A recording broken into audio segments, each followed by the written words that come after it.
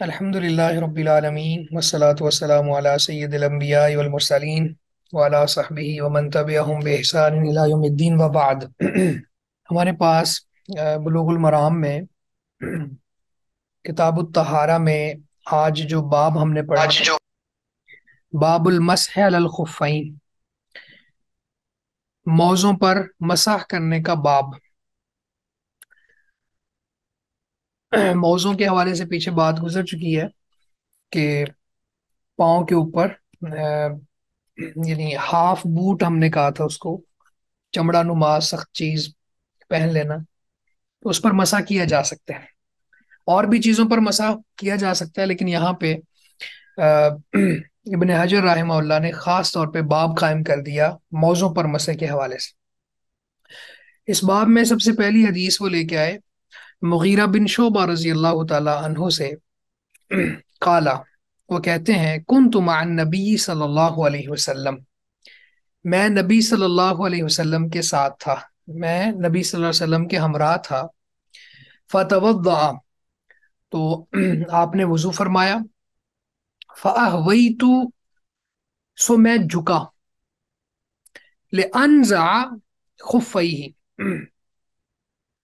تاکہ میں آپ کے جو موزے ہیں وہ اتاروں، فاہویت لانزع خفیہ، میں جھکا تاکہ میں آپ کے دونوں موزے اتاروں۔ فقالا، تو آپ صلی اللہ علیہ وسلم نے فرمایا، دعہما، ان دونوں کو رہنے دو، فانی ادخلتہما طاہرتین، میں نے ان کو طہارت کی حالت میں پہنا تھا۔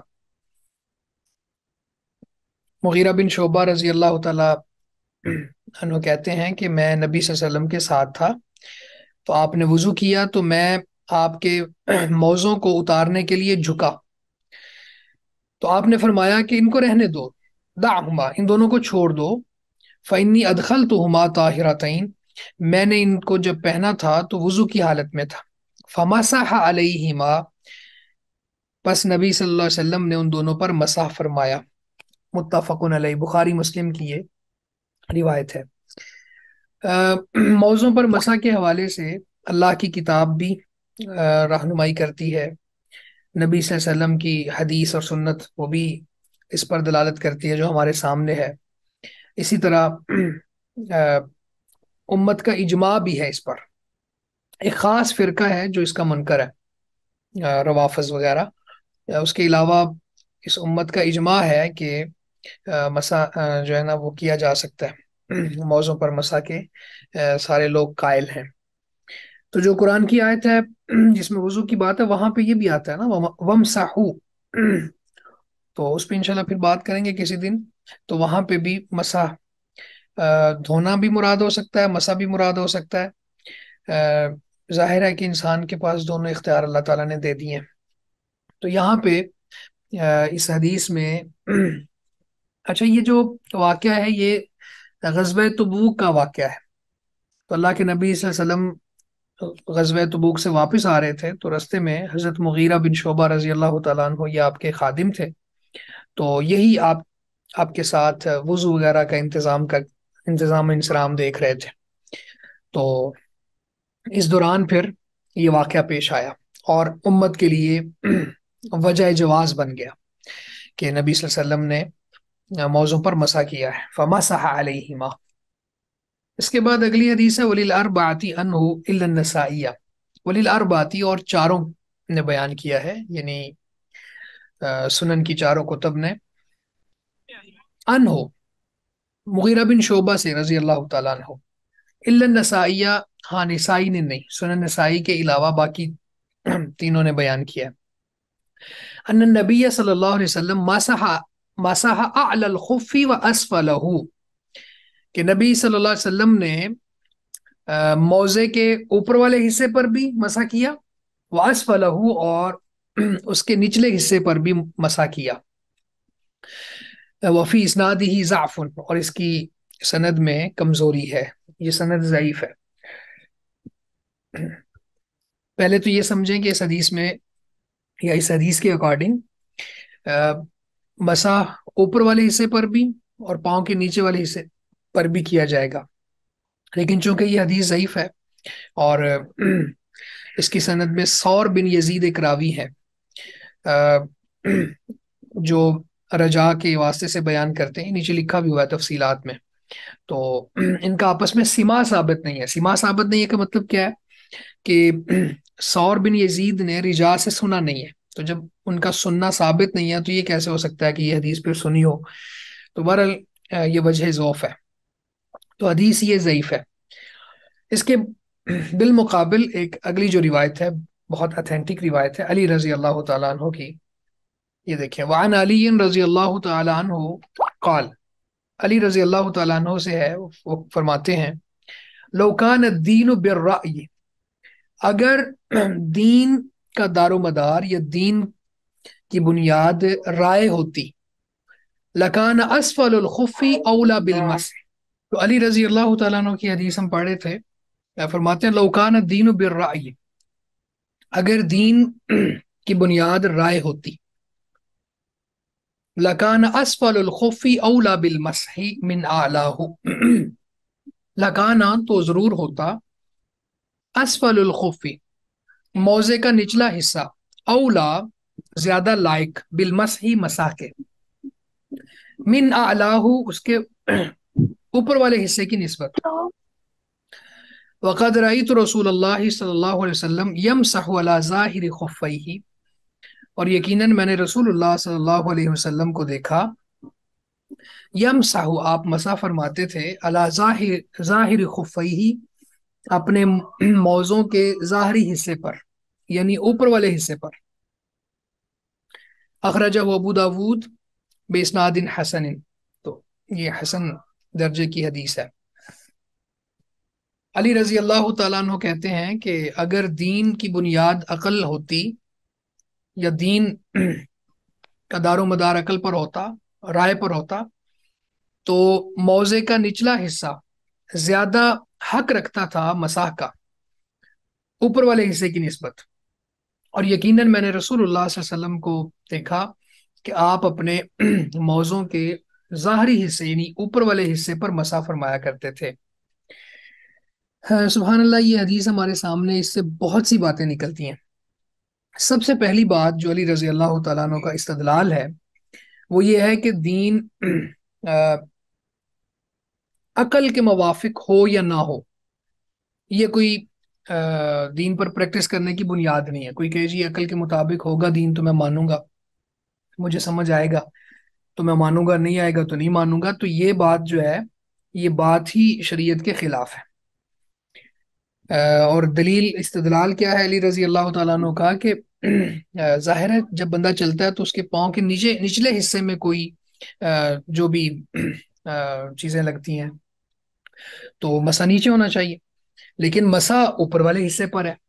اب عقل سے ہم پوچھیں تو عقل تو تسلیم نہیں کرے گی. عقل کہے گی کہ مسا جو ہے وہ پاؤں کے نچلے حصے پر ہونا چاہیے کیونکہ نچلا حصہ زمین کو فیس کرتا ہے. لیکن اللہ کے نبی صلی اللہ علیہ وسلم نے اوپر والے حصے پر مسح مشروع قرار دے کے اور اپنا عمل کر کے یہ ثابت کر دیا کہ دین کو ہماری عقل کی ضرورت نہیں، یہ دین اللہ کی وحی کا نام ہے. اور اللہ کی وحی شریعت کے احکامات جو ہیں ہمیں سمجھ آئیں تو بھی ٹھیک ہے، نہ سمجھ آئیں تو بھی ٹھیک ہے، ہم تو اس بات پر اپنے آپ کو کاربند رکھیں گے رضیت باللہ ربا وبالاسلام دینا وبمحمد صلی اللہ علیہ وسلم نبیا، کہ ہم اللہ کے رب ہونے پہ راضی ہیں. اب دیکھیں نا، بندہ تقدیر کے فیصلوں پہ اعتراض کرنا شروع کر دے تو اللہ کے فیصلوں پہ اعتراض ہے نا. تقدیر اچھی بھی ہوتی ہے، بری بھی ہوتی ہے. تو ایمان کا تقاضا یہ ہے کہ بندہ اپنی عقل کے گھوڑے نہ دوڑائے. تو ایک سب سے اہم بات تو یہ سمجھ آتی ہے. دوسری بات جو باب سے مطابقت رکھتی ہے وہ یہ ہے کہ موضوع پر مسا بھی کیا جائے گا اور موضوع کے اوپر والے حصے پر مسا کیا جائے گا.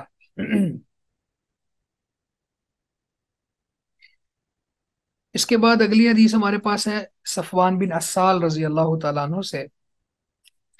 قالا کہتے ہیں کان النبی صلی اللہ علیہ وسلم یأمرنا اذا کننا سفرا، نبی صلی اللہ علیہ وسلم ہمیں حکم دیا کرتے تھے جب ہم مسافر ہوتے تھے، اللہ ننزع خفافنا ثلاثۃ ایام ولیالیہن، یہ کہ ہم نہ اپنے موزے اتاریں सलासत अय्याम, 3 दिन, वलयालियहुन्न, और इन्हीं की रातें, यानी 3 दिन और 3 रातें, इल्ला मिन जनाबतिन, सिवाय जनाबत के।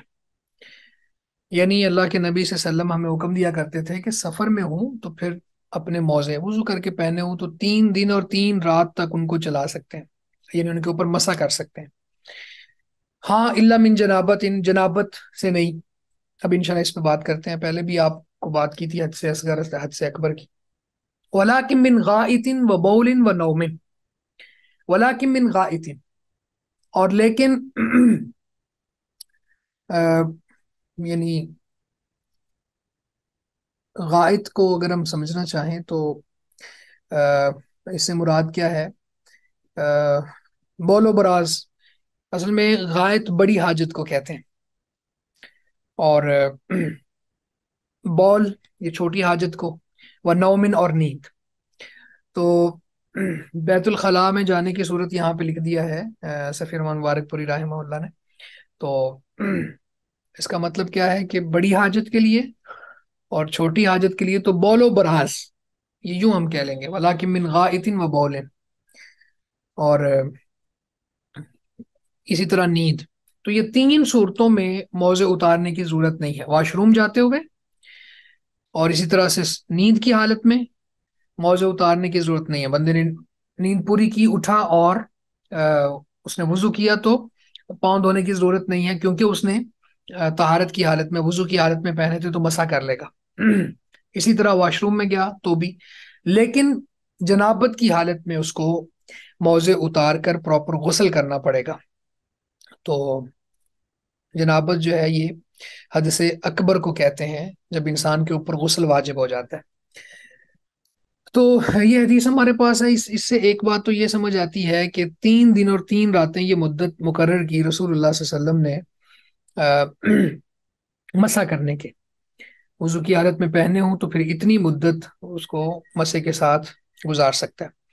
और बाकी आपने तफरीक फरमा दी कि जनाबत के लिए वो उतारेगा, गुस्ल जनाबत के लिए, और लेकिन वॉशरूम जाने के लिए या फिर नींद नींद की वजह से वो उतारने की जरूरत नहीं है। अच्छा, इसमें एक इस हदीस में एक बात ये भी साबित होती है कि शरीयत बहुत ज्यादा नरमी करती है अपने मानने वालों पर। यानी ये जो मसाइल हैं, रोजमर्रा पेश आमदा मसाइल, उसमें शरीयत ने आसानी रखी है। अब आसानी है ना कि बंदा मौजे पहने हुए हैं और सफर में है तो फिर वो जल्दी में भी होता है, और फिर इसी तरह से उसके पास अगर उसने शूज पहने हुए हैं तो फिर वो वहीं से पाँव थोड़ा सा निकाले और उसके ऊपर मसा करे। प्रॉपर अलग से कोई और जूता इस्तेमाल करना, फिर धोना, ये सारी चीजें मुशक्कत वाली हैं। तो शरीयत सफर में आसानी रखती है। इसी तरह एक बात और समझ लें कि सफर की हालत में चूंकि मसाह का जवाज है और इसकी फजीलत भी है, तो फिर यहाँ पे पानी धोना अफजल नहीं होगा, पानी के साथ पाँव धोना अफजल नहीं होगा, बल्कि मसा करना अफजल होगा, क्योंकि रुखसतों पर अमल करने से अल्लाह ताला खुश होता है। तो ये बात भी यहाँ से समझ आती है। और इसी तरह आखिरी बात यह है कि जनाबत के लिए मौज़ों को उतार के प्रॉपर गुस्ल किया जाएगा, उसमें वजू में पाँव भी धोए जाएंगे, लेकिन नींद और वॉशरूम जाने के लिए ज़रूरी नहीं है। इसके बाद अगली हदीस अली रजी अल्लाह तआला अन्हु से, अली बिन अबी तालिब क़ाला, कहते हैं, जाल नबी सल्लल्लाहु अलैहि वसल्लम सलासत अय्याम व लयालियहुन्न लिल मुसाफिरी व यौमन व लैलतन लिल मुकीमी यानी फिल मस्ह अलल खुफ़ैन, अखरजहु मुस्लिम। जाल नबी, मुकर्रर की नबी सल्लल्लाहु अलैहि वसल्लम ने, सलासत अय्यामिन, 3 दिन की मुद्दत, व लयालियहुन्ना, और उन्हीं की रातें, यानी 3 रातें, लिल मुसाफिर, मुसाफिर के लिए। नबी सल्लल्लाहु अलैहि वसल्लम ने मुसाफिर के लिए 3 दिन और 3 रातों की मुद्दत मुकर्रर फरमाई। व यौमन व लैलतन लिल मुकीम, और एक दिन और रात मुकीम के लिए। मुकीम मुसाफिर के मुकाबले में है, यानी जो हालत इकामत में है, अपने घर में है, जो मुसाफिर नहीं है। यानी फिल मसह अलल खुफ़ैन, ये मुद्दत मुकर्रर किस लिए फरमाई? मौजों पर मसा करने के हवाले से। तो अब पिछली हदीस में चूंकि صرف مسافر کی مدت تھی، یہاں پہ مقیم کی مدت بھی آ گئی کہ وہ ایک دن اور ایک رات یعنی 5 نمازیں اس کو مسا کرنے کی اجازت ہے جب اس نے وضو کر کے پہنے ہوئے. اس کے بعد اگلی حدیث ہمارے پاس ثوبان رضی اللہ تعالیٰ عنہ سے ہے. وعن ثوبان رضی اللہ تعالیٰ عنہ قال بعث رسول اللہ صلی اللہ علیہ وسلم سریتن. نبی صلی اللہ علیہ وسلم نے ایک لشکر بھیجا، سریہ. اصل میں سریہ جو ہے یہ فوج کا وہ دستہ جس کی تعداد 5 سے 300 تک ہو، یعنی کم از کم 5 اور زیادہ سے زیادہ 300. تو یہ چھوٹا چھوٹا دستہ یعنی. تو اسی طرح بعض بعض تعریفات میں یہ ہے کہ گھڑ سواروں کا دستہ یعنی جس میں گھوڑے بھی ہوں. تو اس کو سریہ اس لیے کہتے ہیں کیونکہ یہ رات کو چھپ کر چلتا ہے. اور سریہ اور غزوہ، غزوہ بھی لفظ استعمال ہوتا ہے جنگ کے لیے، اور غزوے اور سریے میں فرق یہ ہوتا ہے کہ نبی صلی اللہ علیہ وسلم خود شریک ہوں تو اس کو غزوہ کہتے ہیں، اور کسی اور کو امیر بنا کے جہاد پر روانہ کریں تو اس کو سریہ کہتے ہیں. لیکن یہ یاد رکھیں کہ غزوہ جو ہے اس کے اگرچہ بنیادی طور پر فرق یہی کہ ہم کرتے ہیں، لیکن غزوے کا لفظ محض لڑائی پر یعنی جو شرعی لڑائی ہے، قتال ہے، کافروں کے خلاف جہاد ہے، اس پر بولا جاتا ہے اگرچہ اس میں رسول اللہ صلی اللہ علیہ وسلم شریک نہ بھی ہو. تو زیادہ تر اس کا اطلاق ہوتا ہے جس جنگ میں اللہ کے نبی صلی اللہ علیہ وسلم بنفس نفیس شریک ہوئے اس کو غزوہ کہتے ہیں. اور اس کے علاوہ بھی ہر جنگ کو، جیسے حدیث میں آتا ہے کہ 2 جماعتوں کو اللہ تعالیٰ نے جہنم کی آگ سے آزاد فرما دیا ہے، احرزہم اللہ من النار.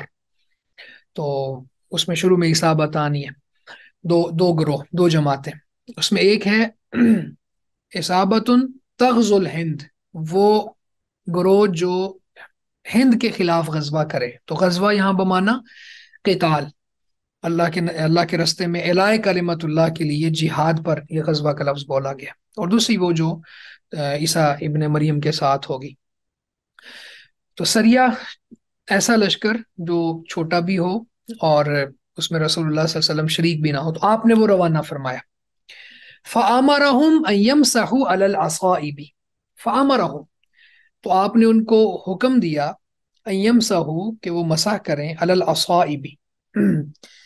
العصائب کو بھی سمجھ لیں، عصائب جو ہے یہ پٹیوں کو کہتے ہیں، یعنی الاصابہ کی جمع ہے، اور اس کا معنی ویسے تو جماعت پر بھی ہوتا ہے، جیسے ابھی حدیث میں نے بیان کی اصابتان من امتی، لیکن یہاں پہ اس سے مراد پٹی، پگڑی یا امامہ ہے. تو چونکہ امامہ وہ بھی کپڑوں کی پٹیوں کی صورت میں باندھا جاتا ہے تو اس لیے اس پر بھی اطلاق ہو گیا. پگڑی ہوتی ہی کپڑے کو لپیٹنے کا نام پگڑی ہے.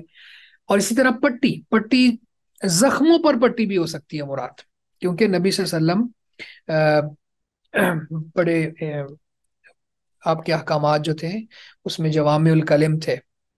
تو ظاہر ہے جب یہ قافلہ جا رہا ہے جنگ کرنے کے لیے تو وہاں پہ ضرورت پڑ سکتی ہے.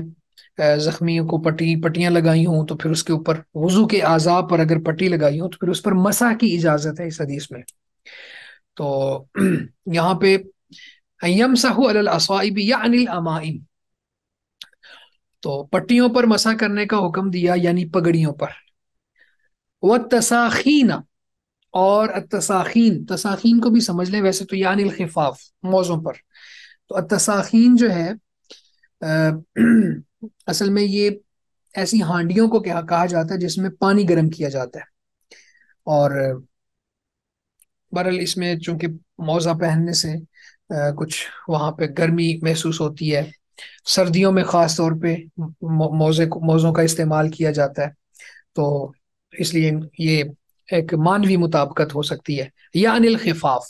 تو آگے حدیث کے اندر ہی صراحت آ گئی کہ اس سے مراد موزے ہیں. تو اس حدیث سے پہلا فائدہ تو یہ اخذ ہوا کہ سریہ جس کی جمع سرایا ہے، چھوٹے لشکر اور قافلے بھیجنے چاہیے اور یہ بھیجے جا سکتے ہیں۔ اگر امیر جہاد خود نہ بھی جائے کسی وجہ سے تو پھر وہ قافلوں کو روانہ کر سکتا ہے۔ اور اسی طرح پھر سفر میں پگڑیوں، موزوں پر اور پٹیوں پر، زخموں کے اوپر جو پٹیاں لگی ہوئی ہیں ان پر مسا بھی کیا جا سکتا ہے، اس حدیث سے یہ بھی ثابت ہوا۔ تو اصل میں یہ اصطلاحات ہمیں نہیں آتی، سریہ، غزوہ، قتال، جہاد، لیکن حقیقت یہ ہے کہ امت کو بہت ضرورت ہے اس کی۔ ابھی تازہ صورتحال آپ کے سامنے ہے، فلسطین کے ساتھ جو سلوک ہو رہا ہے، وہ بیچارے مزاحمت کر رہے ہیں، اسرائیلی دستے اور ٹینک اور وہ حملہ آور وہاں پہ ہوئے ہیں۔ تو آپ کہیں گے کہ یہ بات ہم کر رہے ہیں کتاب الطہارہ کی، اور اس کے اندر یہ جہاد کی باتیں آ گئیں، تو یہ سریہ کے لفظ سے یہ ہمیں لفظ نے سمجھا دیا کہ اللہ کے نبی صلی اللہ علیہ وسلم امت کے لیے بے فکر نہیں رہتے تھے۔ کسی جگہ پر امت کا حال برا ہو تو وہاں پہ پھر نبی رحمت صلی اللہ علیہ وسلم پورا ایک ایکشن لیتے، اور ان کی داد رسی کے لیے، ان کی مدد کے لیے۔ اور اللہ نے قرآن مجید میں بھی واضح طور پر یہ ارشاد فرمایا ہے کہ بعض لوگ پکار پکار کے مدد کی دہائی دیتے ہیں لیکن لوگ نہیں جاتے۔ تو بہرحال یہاں پہ یہ بات ثابت ہوئی کہ موضوع پر مسح کیا جاتا ہے، چونکہ باب موضوع پر مسح کا ہے۔ اس کے بعد اگلی حدیث وعن عمر رضی اللہ تعالیٰ عنہ موقوفا، عمر رضی اللہ تعالیٰ عنہ سے موقوف روایت ہے۔ موقوف روایت ہوتی ہے جو صحابی تک ہو۔ انس مرفوعا، اور انس رضی اللہ تعالیٰ عنہ سے مرفوع روایت ہے۔ مرفوع روایت وہ ہوتی ہے جو نبی صلی اللہ علیہ وسلم تک ثابت ہو۔ اذا توضا احدکم ولبس خفیہ فلیمسح علیہما، جب تم میں سے کوئی وضو کرے، ولبس خفیہ، اور اس نے موزے پہنے ہوں، فلیمسح علیہما، تو اسے چاہیے کہ ان دونوں پر مسح کرے، ولیصلی فیہما، اور اسے چاہیے کہ انہی میں نماز پڑھ لیں، ولا یخلعہما ان شاء الا من جنابت، اور ان کو نہ اتارے اگر چاہے تو مگر جنابت سے اتارنا پڑیں گے۔ اخرجہ دارقطنی والحاکم وصححہ، تو یہ روایت بھی یعنی ایک تو اختیار ہے، آپ یہ سمجھ لیں کہ مسح کرنے کا اور نہ کرنے کا انسان کو اختیار ہے، وہ چاہے تو مسح کر لے، چاہے تو نہ کرے، لیکن مسح کرے گا تو اس کی فضیلت زیادہ ہے کیونکہ رخصت پر عمل کیا ہے۔ اور یہاں پہ نبی صلی اللہ علیہ وسلم نے فرمایا کہ الا من جنابت، لیکن جنابت کے لیے اس کو اتارنا پڑیں گے۔ اگلی حدیث ابو بکرہ رضی اللہ تعالیٰ عنہ سے ہے، عن النبی صلی اللہ علیہ وسلم، نبی صلی اللہ علیہ وسلم سے، انہ رخص للمسافر ثلاثة ایام ولیالیہن، کہ نبی صلی اللہ علیہ وسلم نے رخصت دی مسافر کو 3 دن اور 3 راتیں، وللمقیم یوما ولیلۃ، اور مقیم کو 1 دن اور 1 رات، اذا تطہر فلبس خفیہ، جب اس نے باوضو ہو کر موزے پہنے ہو، اذا تطہر، جب اس نے وضو کیا ہو، فلبس خفیہ، پس اس نے اپنے موزے پہنے ہو، تو یعنی وضو کی حالت میں موزے پہنے ہو۔ تو رخصت کس بات پر دی؟ ان یمسح علیہما، ان دونوں پر مسح کر لے۔ تو مسح کرنے کی رخصت اللہ کے نبی صلی اللہ علیہ وسلم نے مسافر کو 3 دن اور 3 راتیں، یہی آپ کو یاد ہونی چاہیے، کیونکہ آگے آپ کا وائوا بھی ہے تو اس میں یہ سوال پوچھا جا سکتا ہے کہ مسافر اور مقیم کے لیے موزوں پر مسح کرنے کی رخصت میں کیا فرق ہے۔ تو آپ یہ بیان کریں گے کہ مسافر کے لیے 3 دن اور 3 راتیں، اور مقیم کے لیے 1 دن اور 1 رات۔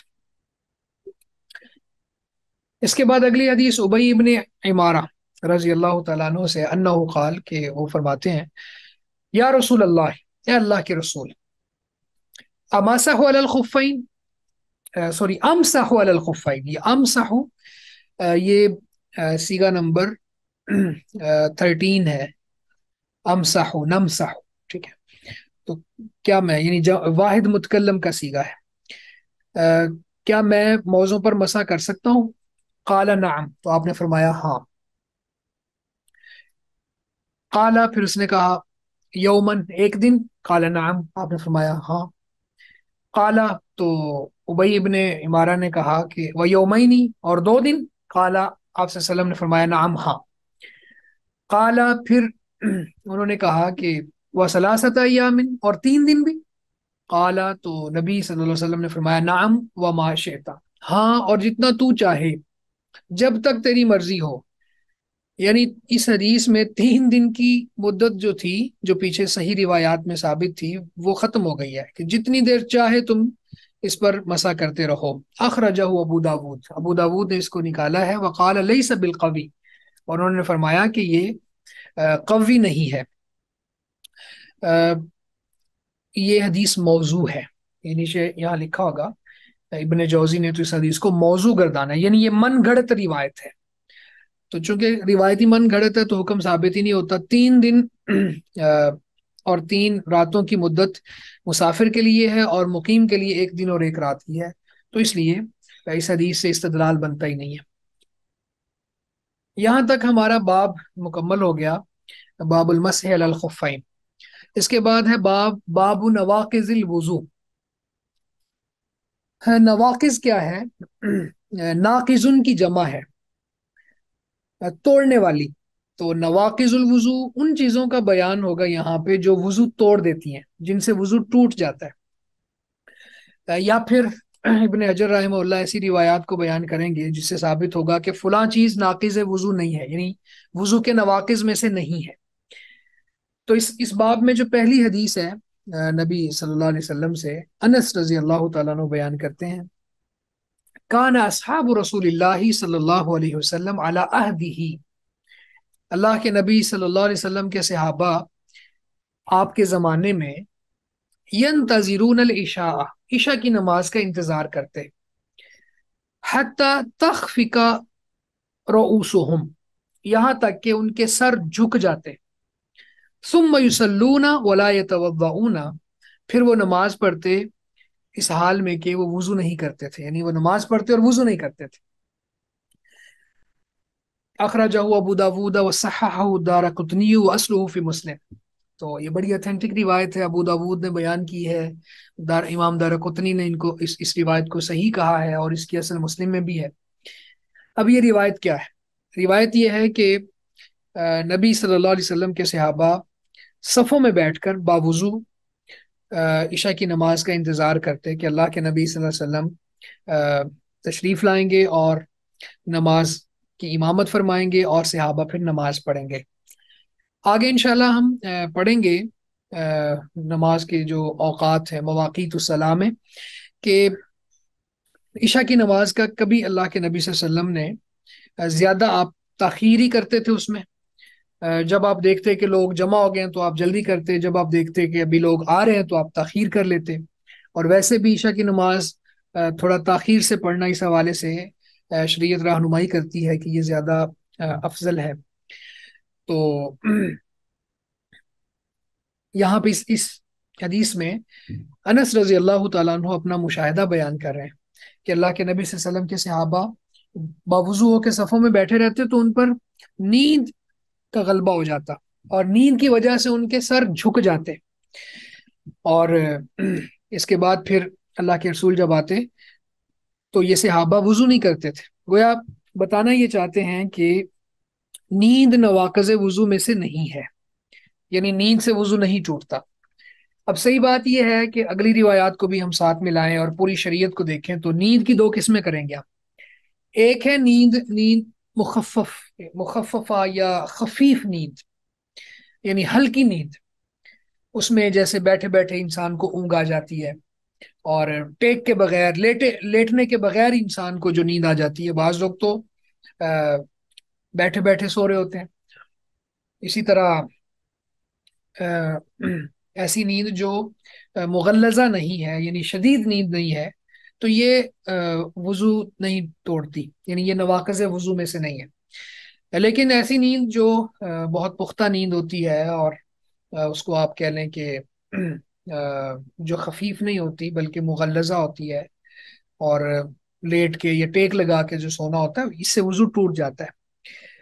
اچھا، اس میں بھی یہ سمجھ لیجئے کہ چونکہ نیند آگے آئے گی حدیث، اللہ کے نبی صلی اللہ علیہ وسلم نے نیند کے حوالے سے بات کی کہ آنکھوں کا اور انسان کے جو وضو کے حوالے سے جو چیزیں خارج ہوتی ہیں ان کا آپس میں ایک تعلق ہے کہ آنکھیں بند ہوتی ہیں تو انسان کو کنٹرول نہیں رہتا.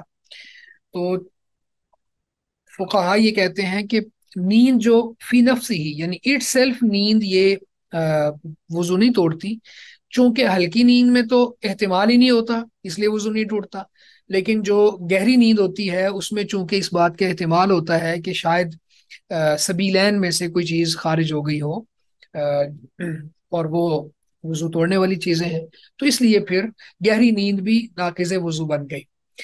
تو بہرحال یہ حدیث ہے، اس کے بعد اگلی روایات بھی ہم دیکھتے ہیں۔ تو خلاصہ میں نے آپ کے ساتھ شیئر کر دیا ہے ان ساری چیزوں کا۔ اس کے بعد عائشہ رضی اللہ تعالیٰ عنہ کہتی ہیں جاءت فاطمہ بنت ابی حبیش، فاطمہ بنت ابی حبیش آئی الی النبی صلی اللہ علیہ وسلم، نبی صلی اللہ علیہ وسلم کے پاس، فقالت، پس انہوں نے کہا، یا رسول اللہ، یا اللہ کے رسول، ان امرأۃ استحاذ فلا اطہر، میں ایسی عورت ہوں جو استحاضہ کے خون سے دوچار رہتی ہے، فلا اطہر، اور میں پاک نہیں ہوتی، افعد الصلاۃ، کیا میں نماز چھوڑ دوں؟ قالا لا، آپ نے فرمایا نہیں، انما ذالک ارق، یہ تو ایک رگ ہے، ولیس بحیض، یہ حیض نہیں ہے، فیضا اقبلت، جب یہ آئے یعنی استحاضہ آئے، استحاضہ کا خون آئے، سوری، فیضا اقبلت حیضتو کی، جب حیض آئے، فدعی الصلاۃ، تو پھر نماز چھوڑ دو، ویضا ادبرت، بس جب وہ چلا جائے، فغسلی عنک الدم، تو پھر استحاضہ کی حالت میں اپنے آپ سے خون صاف کرو، ثم صلی، پھر نماز پڑھو۔ یہ بخاری مسلم کی روایت ہے۔ ولی البخاری، اور بخاری میں ہے، ثم توضئی لکل صلاۃ، پھر ہر نماز کے لیے وضو کرو، واشار مسلم الی انہ حذفها عمدا، اور مسلم نے اس بات کی طرف اشارہ کیا ہے کہ انہوں نے اس بات کو عمدن حذف کیا ہے، یعنی انہوں نے خود یہ بات بیان نہیں کی۔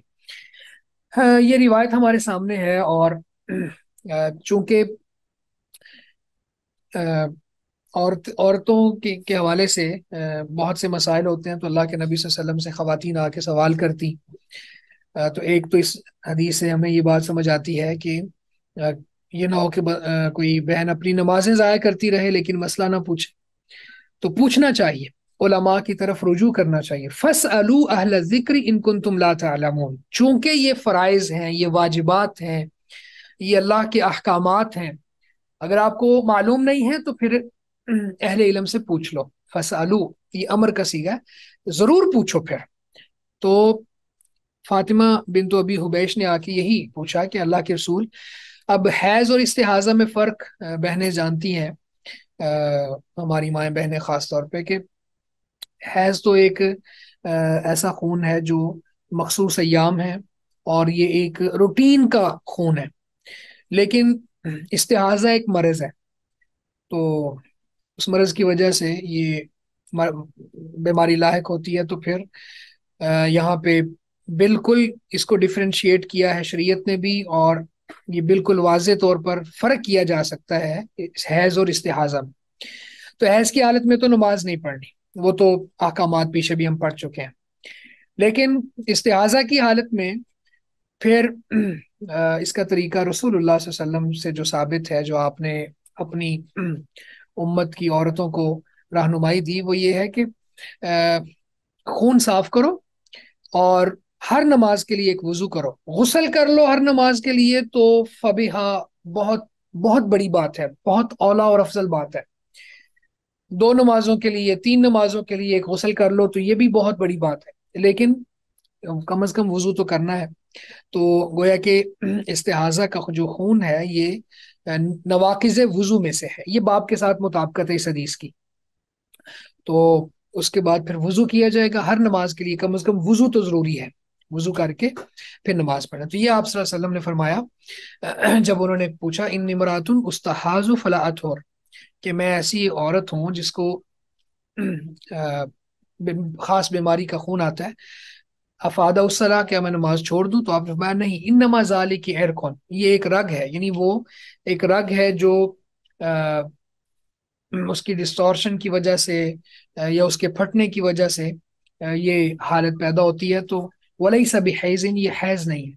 فیضا اقبلت حیضتو کی، بس جب مخصوص ایام آئیں، فدع الصلاۃ، تو نماز کو چھوڑ دو، وَإِذَا أَدْبَرَتْ، جب وہ ایام چلے جائیں، فَغْسِلِي عَنْكِ الدَّمَ ثُمَّ صَلِّي، پھر اپنے آپ سے خون کو صاف کرو، نماز پڑھو، یعنی وضو کر کے نماز پڑھو۔ یہ بخاری کے الفاظ نے وضاحت کر دی کہ ثم توضئی لکل صلاۃ، پھر ہر نماز کے لیے وضو کر لو۔ اگلی حدیث، چونکہ یہ جو حدیث تھی عورتوں کی بیماری کے حوالے سے تھی، اگلی ایک حدیث ہے جو مردوں کو عارضہ لاحق ہوتا ہے، وہ عن علی، اس کو عارضہ کہہ لیں یا ایک فطری چیز کہہ لیں، ابھی اس پہ ہم بات کر لیتے ہیں۔ علی بن ابی طالب رضی اللہ تعالیٰ عنہ سے یہ روایت ہے۔ اگلی حدیث علی رضی اللہ تعالیٰ عنہ سے ہے، وعن علی ابن ابی طالب رضی اللہ تعالیٰ عنہ قال، علی بن ابی طالب رضی اللہ تعالیٰ عنہ کہتے ہیں، کنت رجلا مزاء، میں ایسا آدمی تھا کہ جس کو ایک مرض لاحق تھا، مزاء یعنی کثرت سے مزی خارج ہوتی تھی۔ اب یہ بھی سمجھ لیجئے، ان اللہ لا یستحی من الحق، اللہ تعالیٰ حق بات سے نہیں کہنے سے نہیں شرماتا، اور سمجھنے کے لیے ہمیں یہ بات بہت ضروری ہے کہ اس کو کریں۔ یہ مختلف اصطلاحات ہیں، اس میں ہم نے پیچھے پڑھا تھا منی، اسی طرح ایک مزی ہے، یعنی جو اس کو یوں کہہ لیں کہ فور پلے، جو انسان جائز حاجت پوری کرنے لگے اپنی اہلیہ کے ساتھ، اس سے پہلے اس طرح کے احوال سے وہ دو چار ہوتا ہے، لیکن اس میں اگر کثرت ہو جائے تو پھر وہ ایک مرض کی صورت بھی بن جاتی ہے۔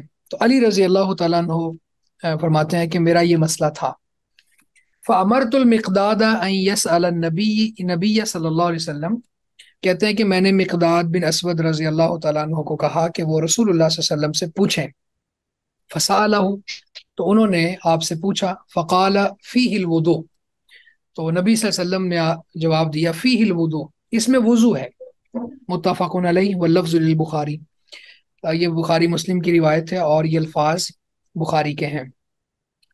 تو اس حدیث میں بہت سی باتیں ہمیں سمجھ آتی ہیں کہ شریعت کوئی بھی مسئلہ جو ایک انسان کو پیش آ سکتا ہے اس حوالے سے گائیڈ کرتی ہے، رہنمائی دیتی ہے۔ اب یہ ایک عام مسئلہ ہے جو بیان نہیں کیا جاتا حیا کی وجہ سے، لیکن اگر کسی شخص کو یہ مسئلہ لاحق ہو تو پھر وہ بیچارہ ہر وقت وضو کی بجائے غسل ہی کرتا پھرے، تو اللہ کے نبی صلی اللہ علیہ وسلم سے پوچھنے پر آپ نے فرمایا فیہ الوضو، اس میں وضو ہے۔ اب یہ دیکھ لیں کہ اس حدیث میں علی رضی اللہ تعالیٰ عنہ نے براہ راست سوال نہیں کیا، اگرچہ بات پوچھنی چاہیے اور اسی طرح سے کوئی ابہام نہیں رکھنا چاہیے، لیکن بعض جگہ پہ کچھ آداب کو ملحوظ خاطر رکھنا چاہیے۔